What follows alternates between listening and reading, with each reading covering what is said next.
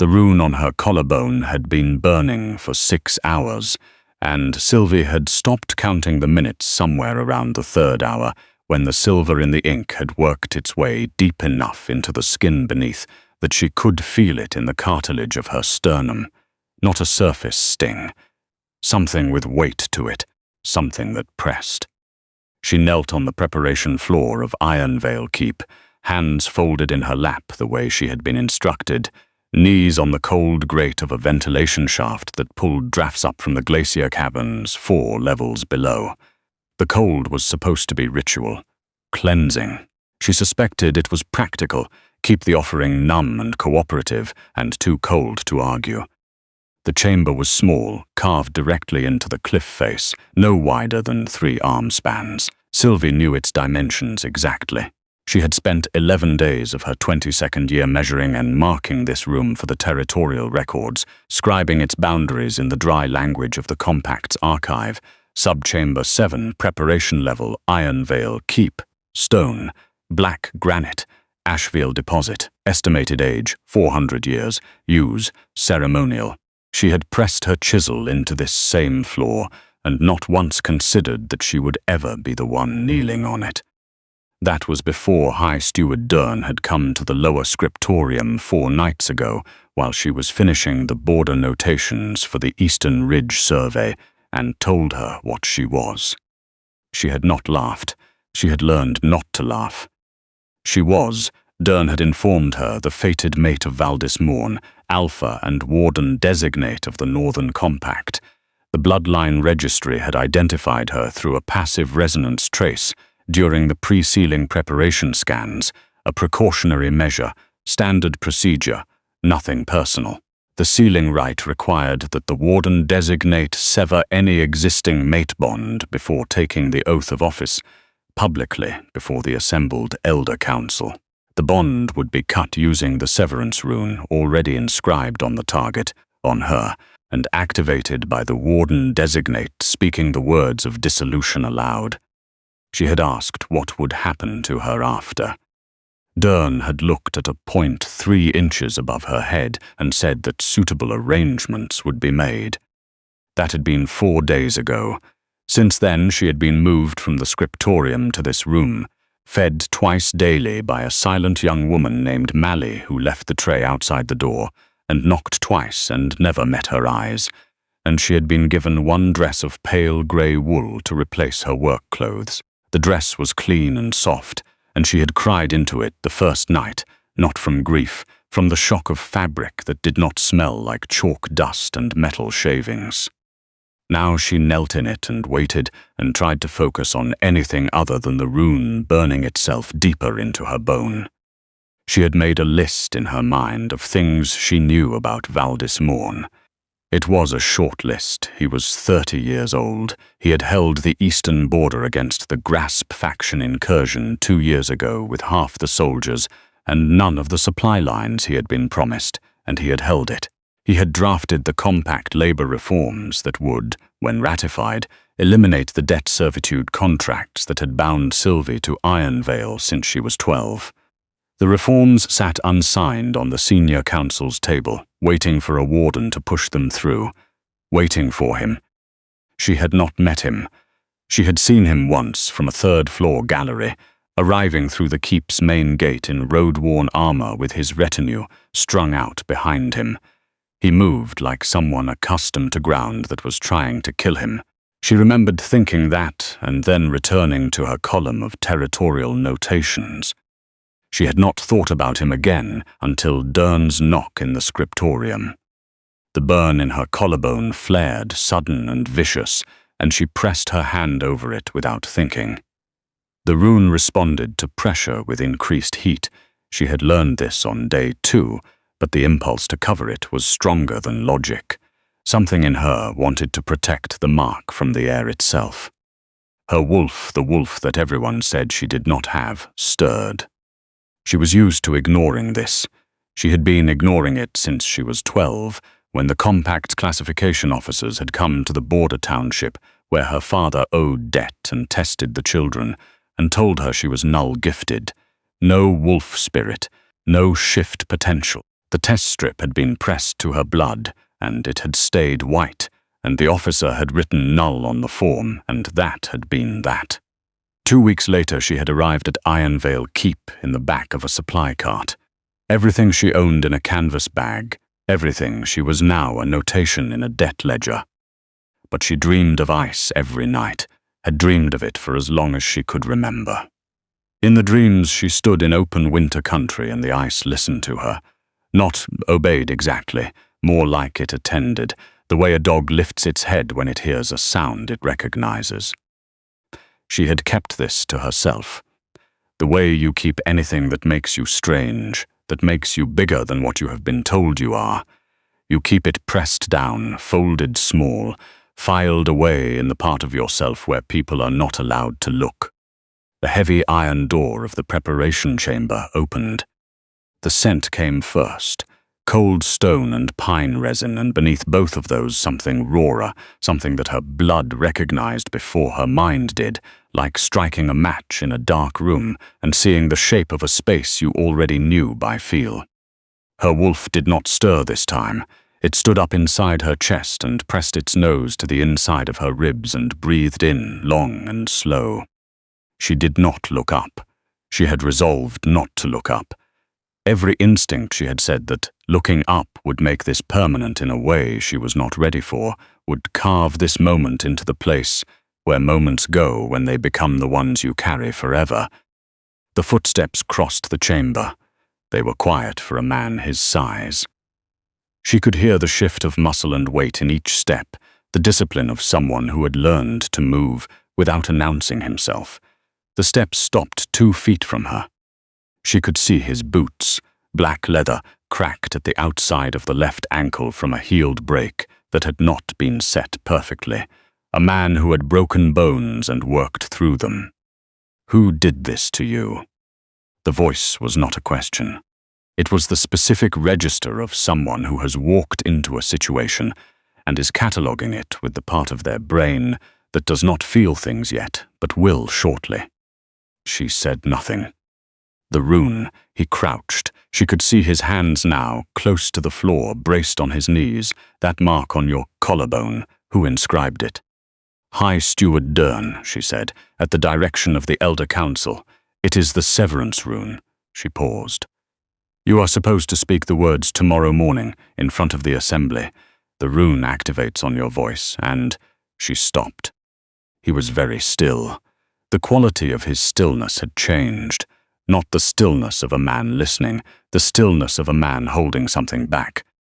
How long have you been in this room? 4 days. Have you eaten? Twice daily. She heard his exhale, slow and controlled and not quite controlled enough at the end. Look at me, he said. She looked up. Valdismorn was not what the single gallery glimpse had prepared her for. His jaw was heavy, unshaven, the kind of face that defaulted to severity and had to make an effort toward anything else. His hair was dark and close-cropped, except where exhaustion had made it untidy. He had a scar along his left jaw that was not old enough to have silvered yet, maybe 2 years, the kind of wound that had been closed in the field rather than by a healer.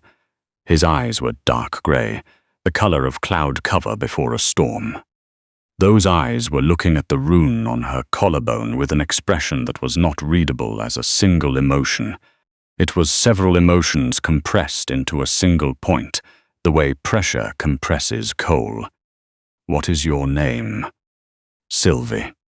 Sylvie, he repeated, and it sounded like he was making a note of it somewhere more permanent than memory. How old are you? 22. How long have you been at Ironvale? 10 years. Something moved through his face. He looked at the rune again, then at the grey dress, then at her hands. The hands of someone who worked in stone, chalk-dusted and calloused. The thumbnail on her right hand split from a chisel impact 3 weeks ago and still healing. He looked at these hands for longer than she expected. The severance rune kills, he said quietly. If I speak the words, the rune doesn't just sever the bond. It severs. He stopped. Did they tell you that? The burn in her collarbone became very specific, very present. No, she said, they did not. He said a word she did not recognize, low and hard, and stood. Stay here. She looked at the room, at the iron door, at the grate in the floor, through which she could feel the glacier breath rising. She did not say what she was thinking, which was, where exactly would I go?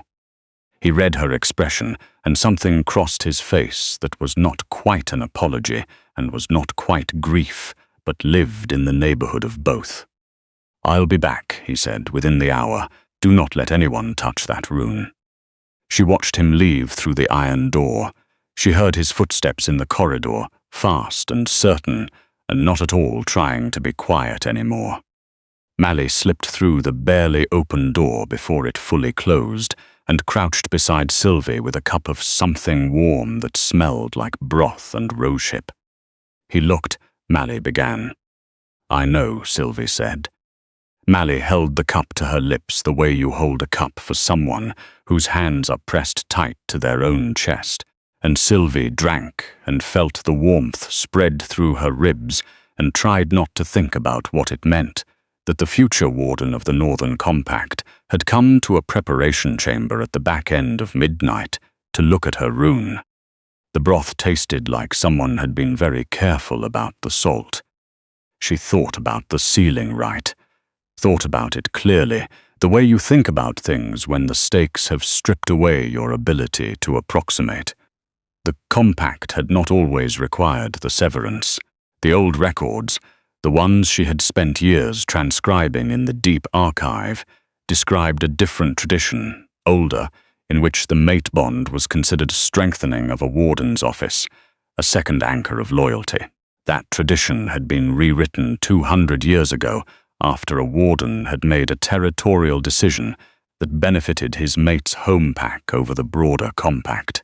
One bad decision, one woman blamed for it, and the law had been revised to cut every future warden free before they could be influenced by something as inconvenient as love. She had copied that history with her own hands, pressed the words into the archive stone. She had not thought about it again until now. Her wolf pressed against the inside of her skin, attentive and warm, and she closed her eyes and felt the peculiar discomfort of something that had been sleeping for 10 years being awake. Not painful, just unfamiliar. The weight of a wing unfolded after a long stillness. The door opened again, and it was not Mally this time. Archivist Osvan moved through narrow spaces the way very thin, very old men do, as though they are accustomed to the world making slightly less room for them than it once did. He was 70 at least, with white hair cropped to a thin fuzz across his skull and hands that shook just slightly when he was not concentrating on keeping them still. He carried a small lantern and a leather folio, and he looked at Sylvie with an expression that was a specific kind of uncomfortable, the discomfort of someone who has been sitting on a rock for a very long time and has finally been forced to stand. He set the lantern down. He did not sit. He held the folio in both hands.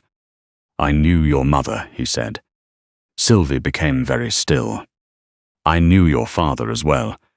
He was a decent man. He made a mistake with the debt, but he was a decent man, and it was used against him in a way that no debt should ever be used against a person. Osvan looked at the rune on her collarbone and pressed his lips together. That mark. I need you to understand what it is and what it is not. Tell me. It is the severance rune, as you were told. What you were not told is that the severance rune, in the old protocol, was designed for use on wolves who were present willingly, who had been given a choice, offered a severing of the bond as an alternative to permanent bond exile, and had accepted. He paused. Used on an unwilling host, the rune does not simply sever the bond. The warden speaks the words, the rune activates, and he stopped. You, not just the bond, you. She heard the words, arranged them, let them arrange themselves into their correct shape. They were going to use him to kill me, she said. Yes. Without telling him what he was doing. Yes. The burn in her collarbone felt different now, not pain, evidence. Why, she said, why go to this? Because of what you are, Osvan said. He opened the folio. Inside, she could see pages of dense notation, old ink paper that had browned at the edges with age. Your mother was Lyra Ashvale, the last full-blood Ashvale wolf before you. He looked up. The Ashvale bloodline is not extinct. The compact announced it as extinct 25 years ago after the purge. They were wrong, or rather, they were not quite thorough enough. The name Ashvale moved through her chest like a key turning in a lock she had not known was there. The Ashvale bloodline carries frost command, Osvan continued. Not dominance, not the Alpha's pressure. Something older, the ability to, the old texts say it differently in different places. Some say command winter, some say call ice. What it means in practice is that an Ashvale wolf in their power can change weather patterns within a territory, can freeze a river, can make a glacier move or stop. That's not real. He looked at her steadily. You have dreamed of ice since you were a child. She did not answer. She did not need to. The null-gifted classification you received at 12, he said. The test, the strip that stayed white. Yes. The registration officer used a treated strip, treated with a reagent derived from silver, salt, and ironwood. It neutralizes the blood response in the test compound. Any wolf blood reads as null when the strip is treated, and the registration marks they put on null-gifted children. He pointed at her forearm, at the small dark marks along the inside of her wrist that she had been told, at 12, were identification notation. Those are not notation. She looked at her wrist, at the marks she had stopped seeing years ago, because you stop seeing things that have always been there. They are suppression runes, she said. Yes. They have been suppressing my wolf for 10 years. Yes. And the rune on my collarbone, she said slowly. The severance rune, it is made of the same silver compound.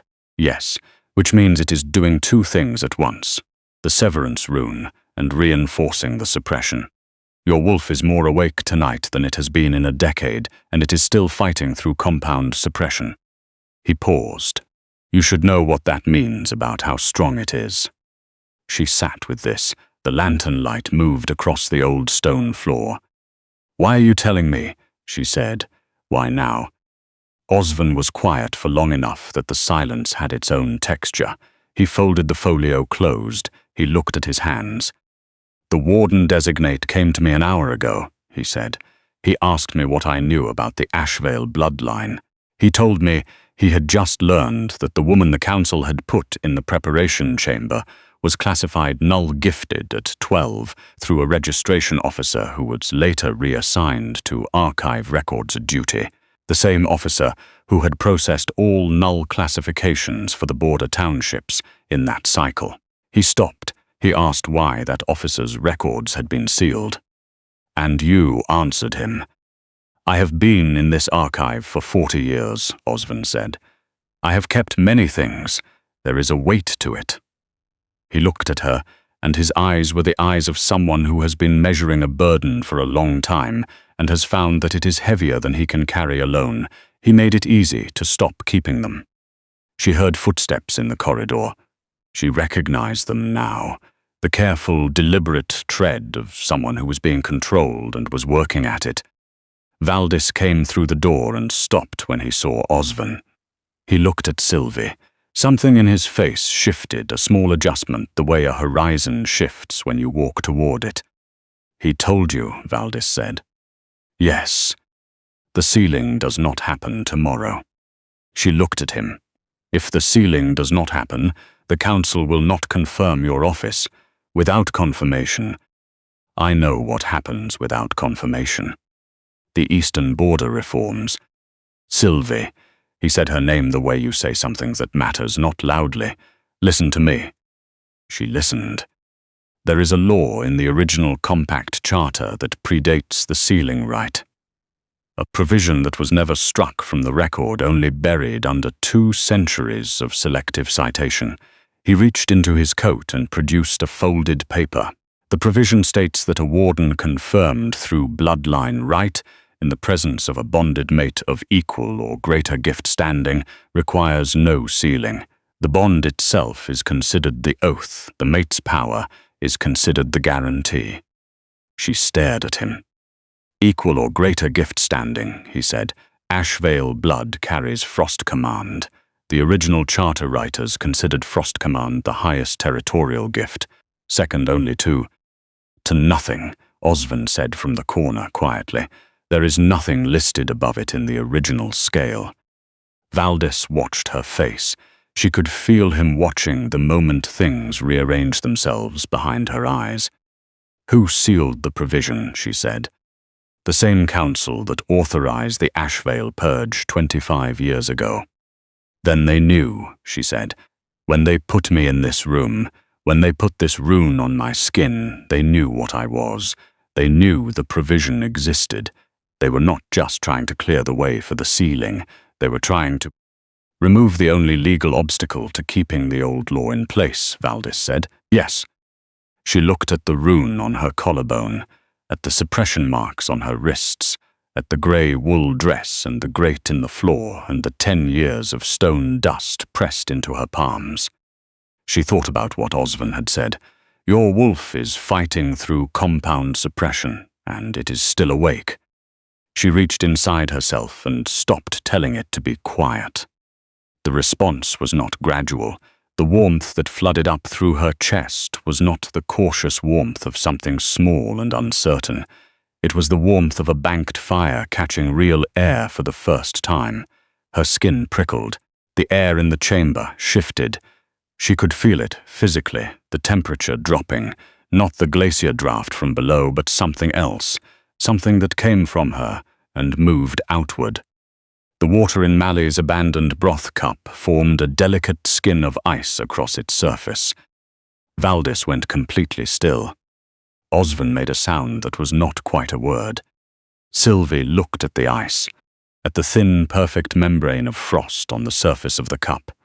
Then she looked at the rune on her collarbone, the silver compound that had been burning for 6 hours, and she felt her wolf press its full weight against the inside of her ribs, and the burn faded. Not healed, nullified. The Ashvale blood recognizing the silver compound for what it was and simply refusing it. The sealing assembly convenes at dawn, she said. Her voice was steady, steadier than she expected. We don't have much time.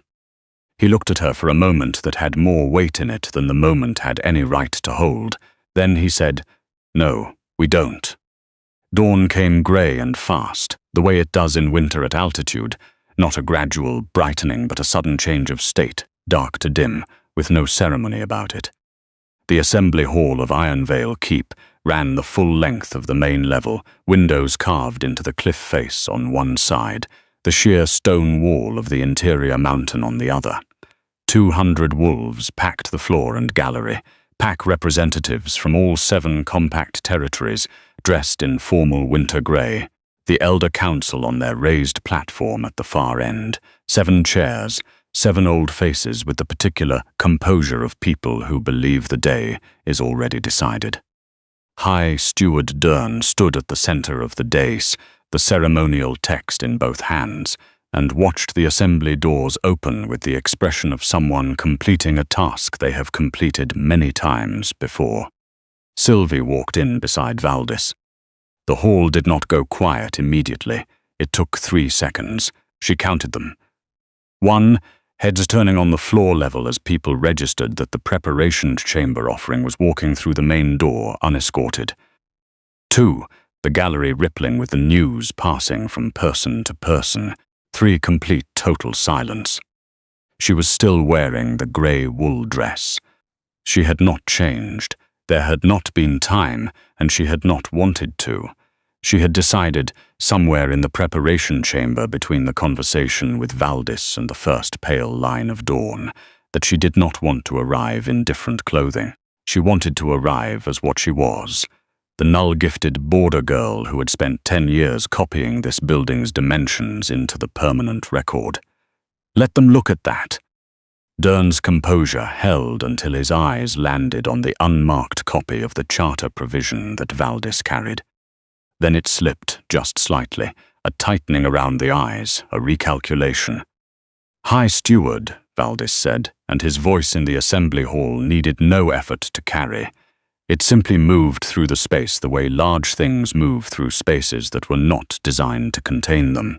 I invoke the bloodline provision of the original Compact Charter. Article 7, Clause 3, confirmed here in the archival original, witnessed by Senior Archivist Osvan. He set the paper on the council table. The sealing right is superseded. Dern stepped forward. The provision is archaic and has not been in active use for... It was never struck, Valdis said. You know it was never struck. The mate bond candidate has been classified null gifted by the Compact's own registry. She does not meet the gift standing requirement. The classification was falsified, Valdis said. The word falsified moved through the hall in a wave. The registration officer who tested her at 12 was later reassigned to a position within the Compact archive under Dern's direct appointment. The original test records were sealed within 2 years of her classification. He paused. Archivist Osvan will provide the full documentation. This is... Dern's voice had changed registers. The bureaucratic composure had developed a crack, and through the crack came something rawer. An unregistered null blood cannot invoke the bloodline provision. The council must vote. Then let her demonstrate. Every head in the hall turned. Sylvie stood at the center of the assembly floor, in the grey wool dress, with her chalk-worn hands at her sides, and she looked at Dern. She thought about the rune that had been burning into her bone for 6 hours. She thought about the suppression marks she had worn for 10 years without knowing what they were. She thought about her mother's name in Osvan's folio, ink on old paper, evidence that someone had worked very hard to erase. Her wolf lifted its head. The temperature in the assembly hall dropped. Not by degrees, by sudden, complete displacement. The breath of every person in the room visible at once, silver and immediate, rising in a single collective exhale as the cold rolled out from where she stood like a tide going the wrong direction. The high windows on the cliffside of the hall frosted over, not partially, completely, evenly, a perfect veil of ice crystals blooming across every pane at once, and through the ice the morning light fractured into cold spectrum color that painted the assembly floor in pale prisms. Frost spread across the stone beneath her feet in patterns that were not random. They moved outward from her in branching forms, the specific geometry of ice grown under pressure, the same structure she had seen in her dreams since childhood, the structure that her hands had carved into territorial records 1,000 times without knowing what it meant. The hall was utterly still.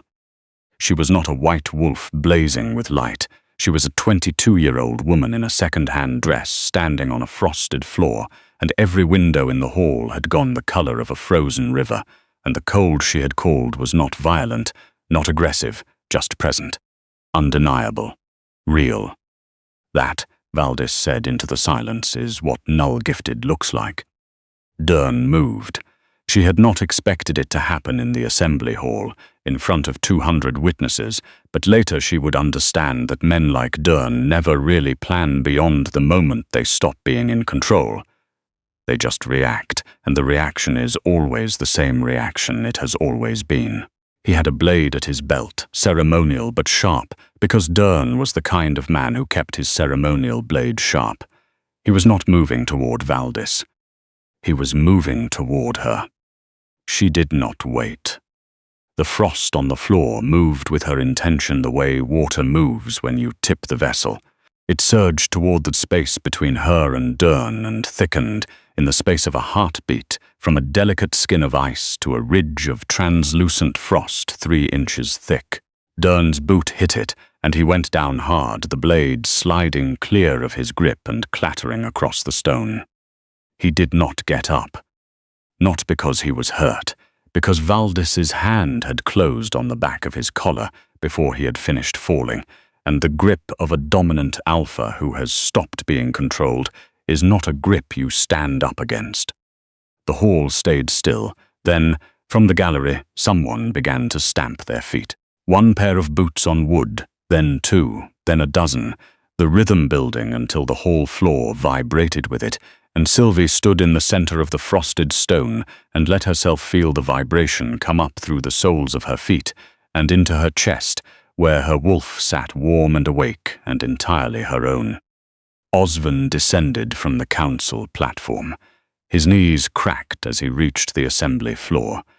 He walked to where she stood, and he stopped, and he looked at her for a moment, with the specific expression of someone who has been holding a debt for 20 years, and has been given the chance to begin paying it back.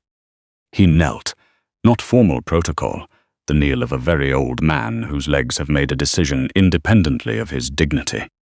"I should have spoken," he said. "I knew what you were and I did not speak, and I should have." His voice caught on the last word, and he did not try to smooth it over. "I'm sorry." She looked at him for a long moment. The frost around her feet was already beginning, slowly, to melt, the heat of 200 bodies winning slowly against the cold she had called. She let it melt. She thought about what it meant to carry something for a decade and what it meant when someone finally saw it. "Get up," she said quietly. "You will have work to do." The confirmation did not look the way the planned ceiling had been designed to look. There was no rehearsed grandeur, no choreographed symbolism. Osvan retrieved the charter from the council table and read the provision aloud in a voice that started thin and steadied as it went, and the senior council members confirmed their acknowledgement one by one in the particular tone of people who are doing arithmetic and finding that their options are limited. 3 of them confirmed with evident relief, 2 with visible discomfort, the remaining 2 in the silence of people who will have further reckonings ahead of them. Valdis took the warden's oath. He spoke it standing next to Sylvie on the frosted assembly floor, in road-worn clothes, and she heard his voice move through the words with the specific gravity of someone who has been carrying this responsibility toward this moment for a very long time and is ready to stop approaching it and simply arrive. When it was done, he turned to her, and she looked at the scar on his jaw and the grey storm color of his eyes and the cracked leather of his boot where the old break had healed wrong, and she did not feel like the girl who had arrived at Ironvale in a supply cart with everything she owned in a canvas bag. She felt like the woman who had kneeled on a grate in a preparation chamber and discovered, in the space of one long, cold night, that everything she had been told she wasn't had simply been everything that someone else was afraid of. The bond between them was not audible. It was a pressure, a rightness, a sense of weight distributed correctly for the first time, like a stone finally set into a wall where it belongs. "The reform," she said, "the labor contracts, the debt servitude clauses. First order of business," he said, "today. There are children in the border townships." "I know," his hand found her hand. His fingers were warm. "I know there are." She looked out the frosted windows of the assembly hall. Through the ice she had called, the morning light was coming in fractured and prismatic, painting the stone floor in colors that shifted as the frost began, very slowly, to clear. The world outside was winter white and steep and very large, and somewhere in its cold geography were children being tested with treated strips and marked with suppression runes and told they were worth less than what they were. They would need to be found, all of them. Every false null classification in the compact's records pulled up and audited and corrected, every wolf walking around with 10 years of their own nature locked away from them. Every one of them found and told the truth. It would take years. It would require Osvan and half the archive staff and a level of administrative will that bureaucracies resisted with their whole institutional weight. It would happen anyway. The last of the frost faded from the windows. The morning light came through clean and white and unfiltered, and it fell on the floor of the assembly hall, where the frosted geometric patterns were melting back to plain wet stone, except for one spot directly beneath where Sylvie had stood. A single branching ice formation, intricate and specific, and already being pointed at by the nearest gallery observers. It would be photographed for the archive. It would be cited in the official account of the day. It would be rendered in the decorative border of every territorial record she authorized going forward, small and precise, a signature she had not chosen but recognized immediately as hers. The Warden of the Northern Compact kept her hand in his and did not let go. Outside, the morning wind moved through the Ironvale passes with the sound of something patient finally beginning to move.